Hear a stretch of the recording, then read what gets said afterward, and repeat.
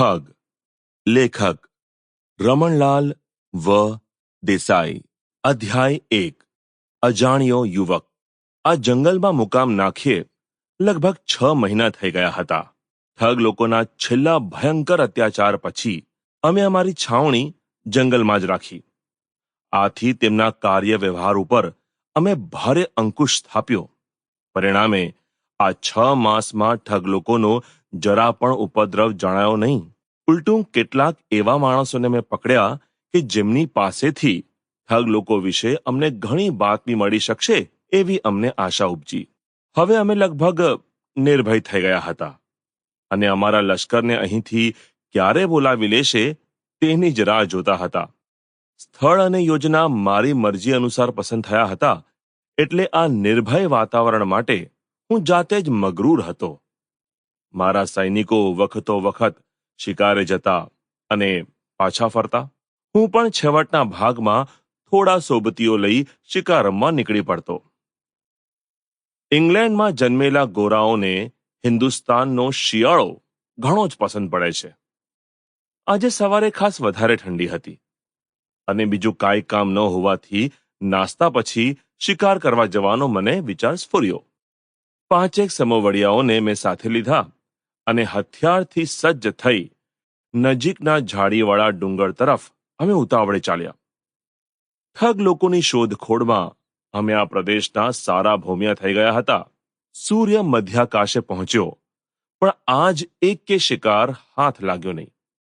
સાથે લીધેલો ખોરાક તો ખલાસ કર્યો અને કંઈ બાકી ન રહેવાથી અમે શરત બકી કે અમારામાંથી જે સૌથી પહેલો શિકાર કરી લાવે તેને ઠગ પકડવામાં મળતા ઇનામ જેટલી રકમની મિજબાની બીજાઓએ આપવી. ઝાડી વધારે ઘટ્ટ થતી ચાલી અને સ્વાભાવિક રીતે અમે છૂટા પડી ઊંચા નીચા ટેકરાઓમાં જેમ ફાવ્યું તેમ ઘૂમવા લાગ્યા.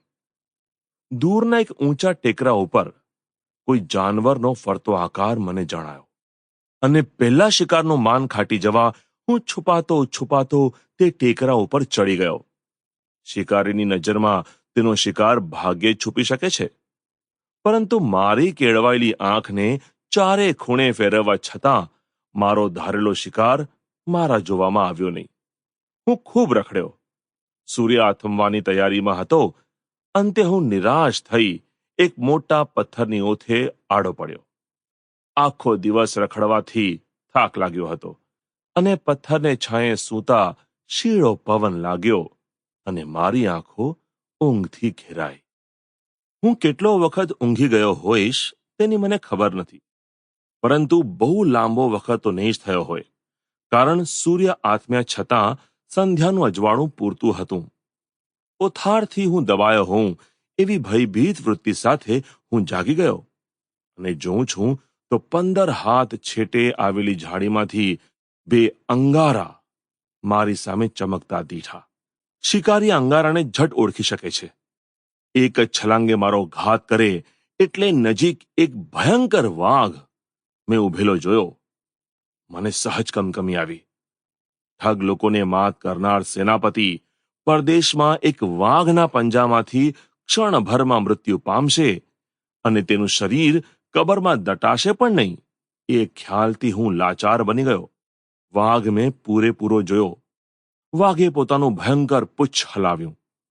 કૂદકો મારવા તૈયારી કરવા તે ભોંય સરખો લપાયો અને હું લગભગ મારું ભાન ભૂલ્યો. એકાએક બૂમ પાડી, રાજુલ, બસ! એ બૂમનો પડઘો વિરમ્યો નહીં એટલામાં તો ફાળ ભરવા તત્પર થયેલો વાઘ પેંતરા ફેરવી ઊભો, પાછો વળ્યો અને અદ્રશ્ય થયો. જતાં જતાં તેના ઘરઘર થતા ઉચ્ચાર મેં સાંભળ્યા અને ઝાડી પાસેથી જ એક યુવકને મેં મારા તરફ આવતો જોયો. દરમિયાન હું બેઠો થયો. યુવકે મારી સામે આવી સલામ કરી મને કહ્યું, સાહેબ, ભીષો નહીં, એ તો મારો પાળેલો વાઘ હતો. શિકારની પાછળ આટલે દૂર ચાલ્યા આવ્યા? તેનો કંઠ મને ઘણો મીઠો લાગ્યો. અંગ્રેજો વાઘથી ગભરાય છે એમ તેને લાગવા દેવું મને દુરસ્ત ન લાગ્યું.